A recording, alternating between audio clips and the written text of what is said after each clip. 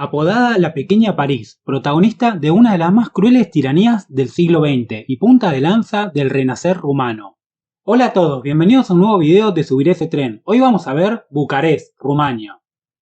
La historia de esta ciudad, como a menudo sucede con las grandes capitales europeas, es complicada. Si bien se cree que Bucarest habría sido fundada un siglo antes, la primera mención histórica de la ciudad se remonta a 1459, cuando se convirtió en la residencia del príncipe Vlad Tepes, más conocido como Vlad Draculea o simplemente Drácula. Si lo estás pensando, te lo confirmo, de él deriva la historia del vampiro. A decir verdad, Bucarest muestra una historia incompleta, tanto de la ciudad como de Rumania, ya que poco se conserva de antes de mediados del siglo XIX. Las ruinas de la Curtea Veche o Corte Vieja son el mejor testigo de esos primeros siglos. La pequeña iglesia de Stavropóleos, que data de 1724, es la otra sobreviviente. Esta última se encuentra completamente cubierta de frescos y es una de las más bellas obras de arte de la arquitectura rumana. Todo cambió desde mediados de 1800 hasta el periodo entre guerras mundiales. La ciudad floreció arquitectónicamente. El Ateneo Rumano y el Banco Nacional de Ahorros, conocido como Palacio Sec, son algunos ejemplos de esa época de esplendor. Calles como Calea Victorei o la angosta Estrada Francesa tienen un encanto particular. Bucarest fue tan rica y apreciada que se la denominó la Pequeña París por su estilo y la belleza arquitectónica de sus edificios. El mejor modo de justificar la comparación con París es el gran parque Rey Mihai I, en honor al último monarca rumano. Este parque, como es de esperarse de la Pequeña París, en uno de sus rincones tiene su propio Arco del Triunfo, aunque fiel al apodo de la ciudad, más pequeño que el francés.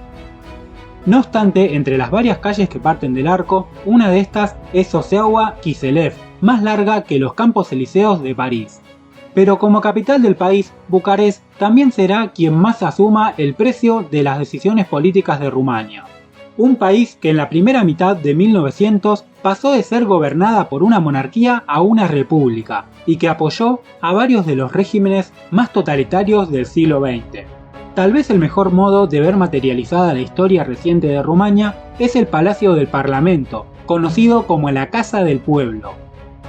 Este edificio es el segundo complejo gubernamental más grande del mundo, ubicándose solo detrás del Pentágono. Tal récord se ve opacado por ser el edificio más controversial de la ciudad. Este palacio fue la gran obra de Nicolae Ceausescu, que llevó adelante un largo y controversial gobierno, predominado por el despotismo y el culto a su figura, que marcó un antes y un después para Rumania. Para construir la Casa del Pueblo se derribaron los barrios aledaños sin tener en cuenta el patrimonio y mucho menos el destino de la gente. Esto incluyó derribar más de 7.000 viviendas, en muchos casos siendo avisados sus habitantes solo 24 horas antes del desalojo. Todo esto para que hoy en día el 70% del coloso edificio se encuentre vacío. Y si poco queda de la Bucarest antigua, es justamente por la idea de Ceausescu de destruir gran parte del centro histórico para dar paso a una nueva era, bajo lo que él llamó el programa de sistematización. Aún así, la historia de este gobernante es difícil de explicar, al punto que encuestas recientes indican que aproximadamente el 50% de los rumanos tiene una buena imagen de él, y si viviera lo elegirían como presidente. La caída de Ceausescu en 1989 será un renacer para Rumania, que se expresa en la Plaza de la Revolución, con un monumento que rinde homenaje a los asesinados durante las jornadas que llevaron a la caída del gobernante.